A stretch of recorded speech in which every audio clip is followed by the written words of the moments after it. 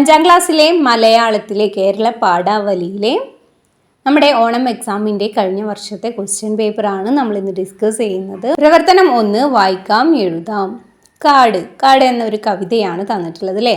കാട്ടിലുണ്ട് പാട്ടു തേടും കാട്ടുപൂവിൻ മാനസം, പൂവിലുണ്ട് മൂളിയെത്തും വണ്ടു തേടും തേൻകണം, കാട്ടുവള്ളികൾ നൃത്തമാടും കാറ്റിലുണ്ട് പൂമണം, കുഞ്ഞുമൈന പാട്ടിലല്ലോ മുളകളാടും ഈണം, മാനം തേടും മാമലകൾ മഴ നനഞ്ഞ് ആടും, ആനനരികൾ കൂട്ടമായി തേടിയെത്തും അരുവി. എ.വി. രഘുവിൻ്റെ കാട് എന്ന കവിതയാണ് ഇവിടെ തന്നിട്ടുള്ളത്. തന്നെ ഇതിൽ നിന്ന് കുറച്ച് ചോദ്യങ്ങളാണ് തന്നിട്ടുള്ളത് അല്ലേ. അപ്പോൾ നോക്കാം. ആദ്യം വരുന്ന ചോദ്യം എന്താ? തേൻകണം തേടിയെത്തുന്നതാര്? തേൻകണം തേടിയെത്തിയത് ആരാന്നാ ചോദിച്ചിട്ടുള്ളത് അല്ലേ. ഓപ്ഷൻസ് തന്നിട്ടുണ്ട്. കാറ്റ് അല്ലെങ്കിൽ കാട്ടുവള്ളി, അതുപോലെ വണ്ട്, അതുപോലെ പാട്ട്. ഇതിലാരാണ് തേൻകണം തേടിയെത്തുന്നത് എന്നാ ചോദിച്ചിട്ടുള്ളത് അല്ലേ. അപ്പോൾ ഇവിടെ കവിതയിൽ കറക്റ്റായിട്ട് തന്നിട്ടുണ്ട്. ആരാണ്? വണ്ട് തേടും തേൻകണം എന്നല്ലേ. അപ്പോൾ തേൻകണം തേടുന്നത് ആരാ? വണ്ടാണ് നമുക്ക് ആൻസർ ആയിട്ട് വരുന്നത് അല്ലേ. ദെൻ രണ്ടാമത്തെ ചോദ്യം, കാട്ടുപൂവിൻ്റെ മാനസം അന്വേഷിക്കുന്നതാരേ? കാട്ടുപൂവിൻ്റെ മാനസം ആരെയാണ് അന്വേഷിക്കുന്നതെന്നാണ് ചോദിക്കുന്നത്. അപ്പോൾ ഓപ്ഷൻസ് തന്നിട്ടുണ്ട്. കാടിനെ, അതുപോലെ പാട്ടിനെ, പൂവിനെ, തേൻകണത്തെ. ഇവിടെ ഫസ്റ്റ് വരിയിൽ തന്നെ തന്നിട്ടുണ്ട് കാട്ടിലുണ്ട് പാട്ടു തേടും കാട്ടുപൂവിൻ മാനസം എന്നല്ലേ. അപ്പോൾ കാട്ടുപൂവിൻ മാനസം തേടുന്നത് എന്താ? പാട്ടാണ് അല്ലേ. അപ്പോൾ പാട്ടാണ് ഇവിടെ ഉത്തരം, പാട്ടിനെ. ഇനി മൂന്നാമത്തെ ചോദ്യം, ആരുടെ പാട്ടിലാണ് മുളകളാടുന്ന ഈണമുള്ളത്?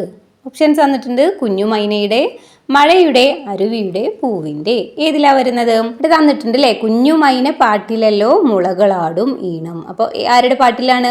കുഞ്ഞുമൈനയുടെ അല്ലേ. അപ്പോൾ കുഞ്ഞുമൈനയുടെ എന്നുള്ളതാണ് ഉത്തരം. നാലാമത്തെ ചോദ്യം, മാമലകൾ മഴ നനഞ്ഞാടും എന്നതുകൊണ്ട് കവി അർത്ഥമാക്കുന്നത് എന്ത്? എന്താണ് മാമലകൾ മഴ നനഞ്ഞാടും എന്നതിൻ്റെ അർത്ഥമായിട്ട് വരുന്നത് ഏതാന്ന് കണ്ടുപിടിക്കാനാണ്. ബ്രാക്കറ്റിൽ ഏതൊക്കെയാണ് തന്നിട്ടുള്ളത്? വണ്ടിൻ കൂട്ടങ്ങൾ മൂളിയെത്തുന്നത്, അതുപോലെ ആനനരികൾ കൂട്ടമായി എത്തുന്നത്, അതുപോലെ മഴയത്ത് മാമലയിലെ മരങ്ങൾ ആടുന്നത്, അതുപോലെ വണ്ട് തേടുന്നത്. ഇതിലേതാ വരുന്നത്? മാമലകൾ മഴ നനഞ്ഞാടും എന്ന് പറയുന്നത്. ആടും എന്ന് പറയുമ്പോൾ എന്തോ ആടുന്നതാണ്, അത് നോക്കുക. അപ്പോൾ മഴയത്ത് മാമലയിലെ മരങ്ങൾ ആടുന്നതാണ് ഇവിടെ വരുന്ന കറക്റ്റ് ആൻസർ. ഇനി അടുത്ത ക്വസ്റ്റ്യൻ, ആനനരികൾ കൂട്ടമായി തേടിയെത്തുന്നത് എന്തിനെന്നാ ചോദിച്ചിട്ടുള്ളത് അല്ലേ. അപ്പോൾ ഓപ്ഷൻസ് തന്നിട്ടുണ്ട്. കാട്ടുപൂവിനെ, പൂമണത്തെ, അരുവിയെ, മാമലയെ. പോയത്തിൽ പറയുന്നുണ്ട് ആനനരികൾ കൂട്ടമായി തേടിയെത്തും അരുവി എന്നല്ലേ. എന്തിനെ? അരുവിയെയാണ് തേടിയെത്തുന്നത്. അപ്പോൾ ഇതൊക്കെ എന്താ ഈ തന്നിരിക്കുന്ന കവിതയിൽ കറക്റ്റായി തന്നിട്ടുണ്ട്. നിങ്ങൾ കവിത ശ്രദ്ധിച്ച് നോക്കിയിട്ട് ആൻസർ ചെയ്താൽ മതി കേട്ടോ. ദെൻ പ്രവർത്തനം 2 വരുന്നത് സംഭാഷണമാണ് അല്ലേ. സംഭാഷണം എഴുതാനാണ്. തുള്ളിപ്പാഞ്ഞു വരുന്ന മഴ, തുള്ളിക്കൊരു കുടം എന്ന മഴ, കൊള്ളാമിമ്മഴ കൊള്ളെഴുതിമ്മഴ, കൊള്ളാം കൊള്ളാം പെയ്യട്ടെ. കുഞ്ഞുണ്ണി മാഷിൻ്റെ ഒരു കവിതയാണ് തന്നിട്ടുള്ളത്. മഴയെക്കുറിച്ച് കുഞ്ഞുണ്ണി മാഷിൻ്റെ കവിത വായിച്ചില്ലേ? മഴയെക്കുറിച്ചുള്ള ഒരു കവിതയാണ് തന്നിട്ടുള്ളത് അല്ലേ. ദെൻ പെയ്തിറങ്ങുന്ന മഴയോട് നിങ്ങൾ എന്തൊക്കെ ചോദിക്കുന്ന ചോദിക്കുന്നത്. അങ്ങനെ പെയ്തു വരുന്ന ഒരു മഴയാണെന്ന് വിചാരിക്കുക. ആ മഴയോട് നിങ്ങൾ എന്തൊക്കെ ചോദിക്കുക എന്നാണ് ചോദിച്ചിട്ടുള്ളത്. നിങ്ങളും മഴയും തമ്മിലുള്ള ആ ഒരു സംഭാഷണമാണ് തയ്യാറാക്കാൻ പറഞ്ഞിട്ടുള്ളത്. ഇപ്പൊ ഇവിടെ തന്നിട്ടുണ്ടല്ലേ, ഞാൻ ഹായ് മഴയെ ഞാൻ കാത്തിരിക്കുകയായിരുന്നു. അപ്പോൾ മഴ എന്താ പറയുന്നത്? ഒന്ന് പെയ്യാൻ ഞാനും എന്ന് പറയുന്നുണ്ടല്ലേ. ദെൻ ബാക്കി എന്തൊക്കെ എഴുതാം? അപ്പം ഞാൻ എന്തെഴുതാം? നിന്നെ കാണാതെ ഞാൻ ഒരുപാട് വിഷമിച്ചു എന്ന് എഴുതാം. അപ്പോൾ മഴ എന്ത് പറയും? ഞാനും നിങ്ങളെയൊക്കെ കാണാൻ കൊതിയായി. അപ്പോൾ ഞാൻ പിന്നെന്താ നീ വരാൻ വൈകിയേ? അപ്പോൾ മഴ പറയാണ് നിങ്ങൾ തന്നെയല്ലേ എൻ്റെ വരവിനെ തടഞ്ഞത്. അപ്പോൾ ഞാൻ അതെന്താ നീ അങ്ങനെ പറഞ്ഞത്? അപ്പോൾ മഴ പറയാണ് മനുഷ്യർ കാടും മലയും നശിപ്പിച്ചു, പുഴകൾ മണ്ണിട്ട് മൂടി, മരങ്ങൾ വെട്ടിമുറിച്ചു, കുന്നുകൾ ഇടിച്ചു നിരത്തി, പിന്നെ എങ്ങനെ ഞാൻ വരും? അപ്പോൾ എന്താ പറയുന്നത്? നീ പറഞ്ഞത് വളരെ ശരിയാണെന്ന് പറയല്ലേ. അപ്പോൾ ഈ രീതിയിൽ സിമ്പിളായിട്ടുള്ളൊരു ചെറിയ ഒരു സംഭാഷണം നിങ്ങൾ എഴുതുക കേട്ടോ. ദെൻ ബി ക്വസ്റ്റ്യൻ, മഴക്കാഴ്ച തിരഞ്ഞെടുത്തെഴുതുക. ഇവിടെ ബ്രാക്കറ്റിൽ കുറച്ച് കാര്യങ്ങൾ തന്നിട്ടുണ്ട്. അതിൽ മഴക്കാഴ്ചയായിട്ട് വരുന്നത് ഏതാണ് പറഞ്ഞിട്ടുള്ളത്. അപ്പോൾ പാടത്ത് സ്വർണ്ണവെയിൽ പരക്കുന്നു എന്നാണ് ഫസ്റ്റ് തന്നിട്ടുള്ളത് അല്ലേ. പാടത്ത് സ്വർണ്ണവെയിൽ പരക്കുക എന്ന് പറഞ്ഞാൽ എന്താ? നല്ല സൂര്യൻ ഇങ്ങനെ ഉദിച്ച് നിൽക്കുക. അതൊരു മഴക്കാഴ്ചയാണോ? മഴയത്ത് കാണാൻ പറ്റുന്ന കാര്യമാണോ അത്? അല്ല. അപ്പം അത് തെറ്റാണ്. അടുത്തത്, ആകാശത്ത് വെൺമേഘങ്ങൾ ഒഴുകുന്നു. അപ്പോൾ അത് മഴക്കാഴ്ചയാണോ? അല്ല, വെൺമേഘങ്ങളാണ് ഒഴുകുന്നത് അല്ലേ. കാർമേഘങ്ങളാണെങ്കിൽ നമുക്ക് എന്ത് പറയാം? മഴക്കാഴ്ചയാണെന്ന് പറയാം. then അടുത്തത് മുറ്റത്ത് കുഞ്ഞരുവികൾ രൂപം കൊള്ളുന്നു. നമ്മൾ മുറ്റത്തൊക്കെ ചെറിയ ചെറിയ അരുവികൾ പോലെ ഇങ്ങനെ വെള്ളം കെട്ടി നിൽക്കുക. അപ്പോൾ അതെന്ത് കാഴ്ചയാണ്? യെസ്, അതാണ് നമ്മുടെ മഴക്കാഴ്ചയായിട്ട് വരുന്നത്. അപ്പോൾ അതാണ് കറക്റ്റ്. ദെൻ പ്രവർത്തനം 3 ആസ്വാദനക്കുറിപ്പാണ് അല്ലേ. ആസ്വാദനക്കുറിപ്പ് എഴുതാനുള്ളതാണ്. ഒരു കവിത തന്നിട്ടുണ്ട്. എത്ര കിളിയുടെ പാട്ടറിയാം എന്ന് പറയുന്ന ആ ഒരു കവിതയാണ്. പറഞ്ഞു നോക്കുക വെറുതെ നിങ്ങൾക്കെത്ര കിളിയുടെ പാട്ടറിയാം, എത്ര മരത്തിൻ തണലറിയാം, എത്ര പുഴയുടെ കുളിരറിയാം, എത്ര പഴത്തിൻ രുചി അറിയാം, എത്ര പൂവിൻ മണമറിയാം, അറിഞ്ഞിടുമ്പോൾ അറിയാം നമ്മൾക്കറിയാൻ ഒത്തിരി ബാക്കി, ഒത്തിരി ഒത്തിരി ബാക്കി. ഇത് പി മധുസൂദനൻ്റെ ഒരു കവിതയാണ്. കവിതാഭാഗത്തിൻ്റെ ആശയം വായിച്ചു മനസ്സിലാക്കിയില്ലേ? ഇനി ആസ്വാദനം തയ്യാറാക്കുക. അപ്പോൾ ഇവിടെ എന്താണ്? പ്രകൃതിയെക്കുറിച്ച് അല്ലെങ്കിൽ കിളികളെക്കുറിച്ച്, പുഴയെക്കുറിച്ച്, പഴത്തെക്കുറിച്ച്, പൂക്കളെക്കുറിച്ചൊക്കെ നമുക്ക് എത്രത്തോളം അറിയാം എന്ന് പറഞ്ഞുകൊണ്ടുള്ള ഒരു കവിതയാണ് അല്ലേ. എന്ന് വെച്ചാൽ പ്രകൃതിയെക്കുറിച്ച്, പ്രകൃതിക്ക് ഇമ്പോർട്ടൻസ് കൊടുക്കുന്ന ഒരു കവിതയാണിത് അല്ലേ. ദെൻ ഇതിൻ്റെ ആസ്വാദനമാണ് തയ്യാറാക്കേണ്ടത്. അപ്പോൾ എങ്ങനെ എഴുതാം? പി മധുസൂദനൻ എഴുതിയ മനോഹരമായ ഒരു കവിതയാണ് എത്ര കിളിയുടെ പാട്ടറിയാം. പ്രകൃതിയെയും ജീവജാലങ്ങളെയും അറിയാത്ത ഇന്നത്തെ തലമുറയോടുള്ള ഒരു ചോദ്യമാണ് ഈ കവി ഈ കവിതയിലൂടെ അവതരിപ്പിക്കുന്നത്.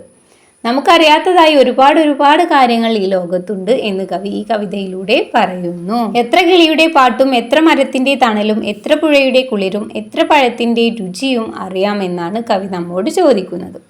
ഇതിലൂടെ അർത്ഥമാക്കുന്നത് എത്ര കിളികളെയും എത്ര പുഴകളെയും എത്ര മരങ്ങളെയും എത്ര പൂക്കളെയും എത്ര പഴങ്ങളെയും അറിയാമെന്നാണ്. പ്രകൃതിയെ അറിയാത്ത ഇന്നത്തെ തലമുറയ്ക്കുള്ള ഒരു ഓർമ്മപ്പെടുത്തലാണ് ഈ കവിത. എനിക്ക് ഇതിലേറെ ഇഷ്ടപ്പെട്ടത് അറിഞ്ഞിടുമ്പോൾ അറിയാം നമ്മൾക്കറിയാൻ ഒത്തിരി ബാക്കി എന്ന വരികളാണ്. ഈ രീതിയിൽ ആസ്വാദനം എഴുതാനുള്ള ക്വസ്റ്റ്യൻസ് ഒക്കെ നമുക്ക് പരീക്ഷയ്ക്ക് വരും കേട്ടോ. ദെൻ അടുത്തത് പ്രവർത്തനം 4 കുറിപ്പ് എഴുതാനാണ്.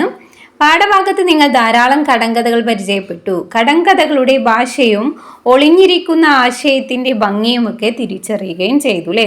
ഒരുപാട് കടങ്കഥകളെ കുറിച്ച് നമ്മൾ പഠിച്ചിട്ടുണ്ടായിരുന്നു. ആ കടങ്കഥയുടെ ഉള്ളിൽ എന്തൊക്കെയാണ്, അതിൻ്റെ ആശയം എന്താണ് എന്നൊക്കെ നമ്മൾ പഠിച്ചതാണ് അല്ലേ. നിങ്ങൾക്ക് പരിചിതമായ 2 കടങ്കഥകൾ നോക്കൂ. ഇവിടെ 2 കടങ്കഥകൾ തന്നിട്ടുണ്ട്. അക്കരെ നിൽക്കും തുഞ്ചാണി, ഇക്കരെ നിൽക്കും തുഞ്ചാണി, കൂട്ടിമുട്ടും തുഞ്ചാണി. എന്താണ് അതിൻ്റെ ഉത്തരം? കൺപീലിയാണ് അല്ലേ. ഇതിനടുത്തത് 1000 തിരിയിട്ടു കത്തിച്ച പൊൻവിളക്ക് അന്ത്യയായപ്പോൾ അണഞ്ഞു പോയി. ഉത്തരം എന്താ? സൂര്യനാണ് അല്ലേ. ദെൻ ഈ കടങ്കഥകൾക്ക് ഇങ്ങനെ ഉത്തരം ലഭിക്കാനുള്ള കാരണം എന്തായിരിക്കും എന്നാ ചോദിക്കുന്നത് അല്ലേ. അത് നിങ്ങളെ വിശകലനം ചെയ്ത് കുറിപ്പാക്കിയിട്ട് എഴുതുക. അപ്പൊ നിങ്ങൾക്ക് അറിയാലോ എഴുതാന്. അപ്പൊ നിങ്ങൾ ഇതിൽ ഏതെങ്കിലും ഒരു കടങ്കഥയെ കുറിച്ച് മാത്രം എഴുതിയാൽ മതി. അപ്പൊ ഈ രീതിയിലുള്ള ക്വസ്റ്റ്യൻസും എക്സാമിന് വരും കേട്ടോ. ഈ പ്രവർത്തനം 5 ജീവചരിത്ര കുറിപ്പാണ് അല്ലേ. ഇവിടെ കണ്ടല്ലോ ഒരു ചിത്രം തന്നിരിക്കുന്നു അല്ലേ. അതിലെന്താ? ബഷീറിനെ കുറിച്ചുള്ള ഒരുപാട് വിവരങ്ങൾ അതിൽ തന്നിട്ടുണ്ട് അല്ലേ. ബഷീറിന്റെ കൃതികളുടെ പേരുകൾ, അതുപോലെ ജനനം, മരണം, അതൊക്കെ തന്നിട്ടുണ്ട്. ഇനി ചിത്രം വിശകലനം ചെയ്ത് വൈക്കം മുഹമ്മദ് ബഷീറിനെ കുറിച്ച് ജീവചരിത്ര കുറിപ്പ് തയ്യാറാക്കുക. അധിക വിവരങ്ങൾ ഉൾപ്പെടുത്തുമല്ലോ. എന്താ പറയുന്നത്? ആ ചിത്രത്തിലുള്ള ഡീറ്റെയിൽസ് അല്ലേ, അതിൽ തന്നിരിക്കുന്ന വിവരങ്ങളും അതുപോലെ ബാക്കി കുറച്ച് കാര്യങ്ങളും കൂടി ഉൾപ്പെടുത്തിക്കൊണ്ട് നിങ്ങൾ എന്ത് ചെയ്യണം? ബഷീറിന്റെ ജീവചരിത്ര കുറിപ്പ് എഴുതുക. അപ്പം എങ്ങനെ എഴുതാം? ബേപ്പൂർ സുൽത്താൻ എന്ന അപരനാമത്തിൽ അറിയപ്പെടുന്ന വൈക്കം മുഹമ്മദ് ബഷീർ 1908 ജനുവരി 21 കോട്ടയം ജില്ലയിലെ തലയോലപ്പറമ്പിൽ ജനിച്ചു. മലയാള നോവലിസ്റ്റും കഥാകൃത്തും സ്വാതന്ത്ര്യ സമര പോരാളിയുമായിരുന്നു. മതിലുകൾ, എൻ്റെ ഉപ്പുപ്പാക്കൊരാനയുണ്ടായിരുന്നു, ബാല്യകാല സഖി, ആനപ്പൂട, നിലവെളിച്ചം, ശബ്ദങ്ങൾ, ഭൂമിയുടെ അവകാശികൾ തുടങ്ങിയവ അദ്ദേഹത്തിൻ്റെ ഏതാനും പ്രശസ്തമായ രചനകളാണ്. തനിനാടൻ വാക്കുകളും സ്വന്തമായി കണ്ടെത്തുന്ന പല വാക്കുകളും പ്രകൃതി സ്നേഹവും എല്ലാം തന്നെ ബഷീർ കൃതികളുടെ പ്രത്യേകതയാണ്. 1994 ജൂലൈ 5 ബഷീർ ഈ ലോകത്തോട് വിട പറഞ്ഞു. ഇനി ബി ക്വസ്റ്റ്യൻ, വൈക്കം മുഹമ്മദ് ബഷീറുമായി ബന്ധപ്പെട്ടത് അതേതാണ് കണ്ടുപിടിക്കാനാണ്. അപ്പോൾ പൊതിച്ചോറ് തന്നിട്ടുണ്ട്, ആകാശമിഠായി, റിക്ഷക്കാരൻ, പപ്പു. ഇതെന്താ? ഇത് 3 കൃതികളുടെ പേരുകളാണ് അല്ലേ. അപ്പോൾ ഇതിൽ ബഷീറിന്റെ കൃതി ഏതാ വരുന്നത്?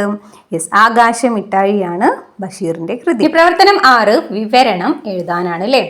വീട്ടിലോ വിദ്യാലയത്തിലോ യാത്രകൾക്കിടയിലോ നിങ്ങൾ മനോഹരമായ പൂന്തോട്ടങ്ങൾ കണ്ടിട്ടുണ്ടാകും. പല നിറങ്ങളിലുള്ള പൂക്കളും ശലഭങ്ങളും കിളികളും ഒക്കെ നിങ്ങളുടെ ശ്രദ്ധയാകർഷിച്ചിട്ടുമുണ്ടാകും. നിങ്ങൾ കണ്ട ഒരു പൂന്തോട്ടത്തെക്കുറിച്ച് വിവരണം തയ്യാറാക്കാനാണ് പറഞ്ഞിട്ടുള്ളത് അല്ലേ. അപ്പോൾ വിവരണം എങ്ങനെ എഴുതുക? നിങ്ങൾക്ക് അറിയാലോ, അവിടെ കണ്ട കാഴ്ചകൾ, അവിടെ ആ പൂന്തോട്ടത്തിൽ എന്തൊക്കെയാണോ നിങ്ങളെ ആകർഷിച്ചത്, നിങ്ങൾക്ക് ഒരുപാട് ഇഷ്ടപ്പെട്ട ഒരുപാട് കാഴ്ചകൾ ഉണ്ടായിട്ടുണ്ടാവും. അപ്പോൾ അതൊക്കെ നിങ്ങൾ എന്ത് ചെയ്യുക, ഒരു കുറിപ്പ് പോലെ ഇങ്ങനെ എഴുതിയാൽ മതി. സിമ്പിളാണ് അല്ലേ. എന്ന് വെച്ചാൽ എങ്ങനെയാണ്, നിറയെ ചെടികളും പൂക്കളും നിറഞ്ഞു നിൽക്കുന്ന മനോഹരമായിട്ടുള്ള ഒരു പൂന്തോട്ടം. പൂകൾക്ക് ചുറ്റും എന്താ, പൂമ്പാറ്റകളും തുമ്പികളും പറന്ന് നടക്കുന്നുണ്ട്. ഇങ്ങനെ തുടങ്ങി നിങ്ങൾ എന്ത് ചെയ്യുക, എന്തൊക്കെയാണ് കണ്ടത് അത് മുഴുവനും വിശദീകരിച്ച് എഴുതിയാൽ മതി. ഓക്കെ. ദെൻ ബി ക്വസ്റ്റ്യൻ, ഒരു നാട്ടുപൂവിൻ്റെ പേര് എഴുതാനാണ് പറഞ്ഞിട്ടുള്ളത് അല്ലേ. നാട്ടുപൂവാണ് ചോദിച്ചിട്ടുള്ളത്. ഓപ്ഷൻസ് ഉണ്ട്, ഡാലിയ, മുക്കുറ്റി, ഓർക്കിഡ്. ഇതിലേതാ നാട്ടുപൂവ്? യെസ്, മുക്കുറ്റിയാണ് വരുന്നത് അല്ലേ.